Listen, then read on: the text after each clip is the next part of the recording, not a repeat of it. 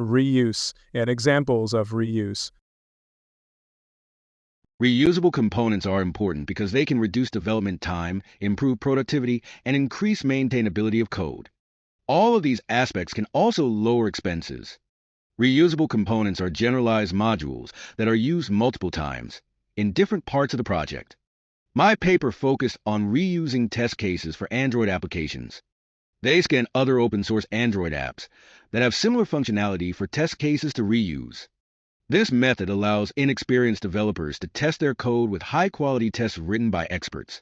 It can also save experienced developers time as they just reuse old test cases instead of creating new ones. Compared to other testing methods, it decreases time to market and lets the developers focus on other parts of the project because all tests are created automatically. This method works best when there are a lot of similar open-source apps that provided their test cases. This method is limited by the quality and amount of open-source Android applications. If there are not enough apps that test similar functionality, not many test cases will be found. I chose this paper because I was interested to see how reusable components could be created automatically. Specifically, I was hoping to learn how test cases were selected and how the algorithm knew they would be relevant to the app. The authors think their method works because many Android apps are similar, so the test cases from one should be useful for another. I agree with the author's idea of reusing test cases from other apps because there are a lot of apps that do the same things and many of their test cases will overlap. I think the author's conclusions are logical because they clearly outlined every step of their method and even highlighted the weaknesses, like how some categories of apps don't have many open-source tests to reuse. VDOS is important because it enhances software security by finding vulnerabilities in reused open-source code. This prevents known flaws from spreading, which helps maintain software safety and reliability. The paper explains how VDOS uses the world of code to track file-level code reuse across repositories. It automatically identifies projects with vulnerable files and highlights whether those vulnerabilities have been fixed or remain a risk. VDOS addresses key challenges in software development, like the hidden risks of code reuse, by automating the detection process. It ensures developers can act quickly to resolve security issues. Unlike other tools, such as Dependabot, which rely on dependency analysis, VDOS operates on file-level duplication, making it more effective for identifying vulnerabilities in copied code. VDOS works best in large open-source ecosystems where code reuse is common. However, it's limited by its reliance on exact file matches, so it might miss vulnerabilities in modified or partially copied files. I chose this paper to understand how automated tools can address vulnerabilities in reused code, which is a major issue in open-source development. I hope to learn how tools like VDOS can make it easier to detect and fix security flaws, reducing risk for developers and users. The authors believe VDOS works well because it scales across massive code bases and tracks vulnerabilities with precision, even in projects that lack clear dependencies. I agree with the author's viewpoint because VDOS fills an important gap in existing tools by focusing on file-level reuse. Its approach is well supported by case studies and data. The conclusions are logical, showing how widespread these vulnerabilities are and how VDOS can effectively identify them.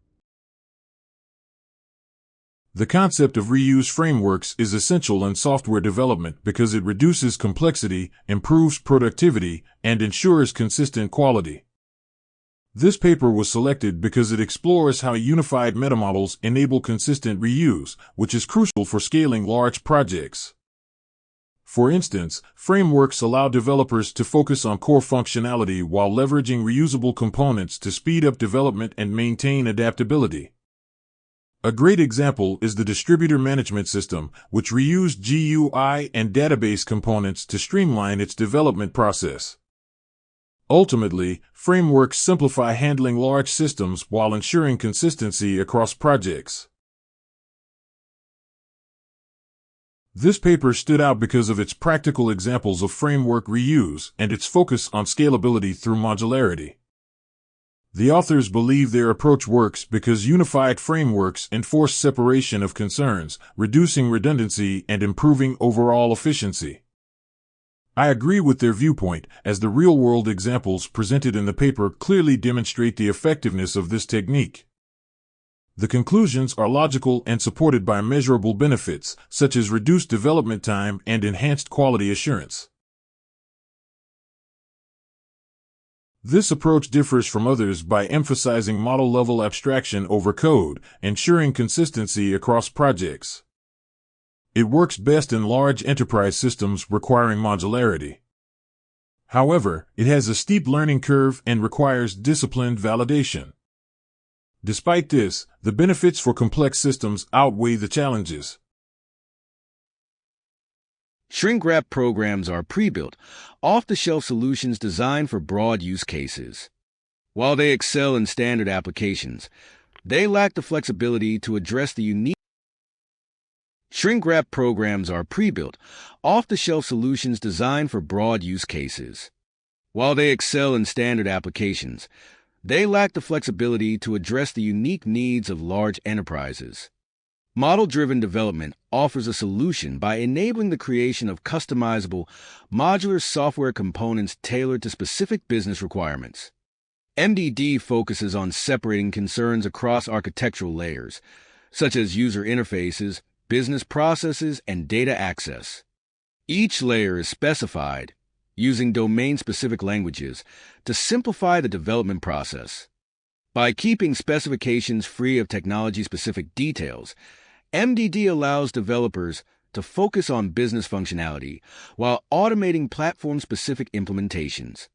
This approach reduces time to market, enforces uniform design policies, and ensures consistent quality across large systems.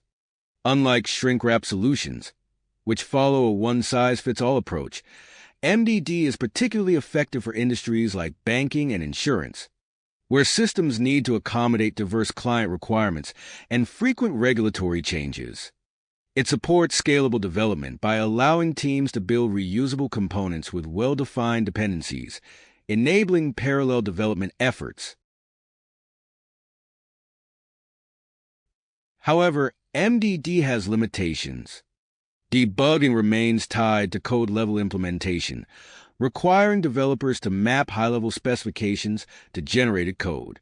The learning curve for new developers is steep, and the approach requires a significant initial investment in tools and training. These factors make MDD better suited for large, complex projects rather than smaller, resource-constrained ones. Motivation to reuse. A flexible generator generates code from a model while staying synchronized with manual modifications. This is important because it saves time, reduces costs, and increases software quality and enables faster deployment. I chose this paper because it tackles integrating manual modifications with generated code, offering a novel solution to enhance code reuse. I aim to learn innovative methods for improving reuse through flexible automation. Model-driven development builds software using models instead of manual coding, generating working code automatically. Flexible generators combine code generation with variability techniques, synchronizing manual changes with generated code to avoid repeated manual modifications. Software reuse often faces issues like manual changes being overwritten during code regeneration and difficulty maintaining synchronization with updates. Flexible generators solve this by storing changes separately and merging them automatically, preserving customizations while simplifying updates. Flexible generators offer more detailed customization than traditional techniques. Unlike component-based engineering's fixed components, they allow manual adjustments during regeneration. They automate customizations in frameworks, ensure synchronization unlike middleware, and preserve manual changes seamlessly, unlike object-oriented reuse. Flexible generators separate automated tasks from manual customizations and synchronize manual changes with regenerated code. This approach supports fine-grained adjustments and has proven effective in applications like product families. Flexible generators excel in environments requiring automation and customization, such as systems with frequent manual adjustments or industries with evolving needs.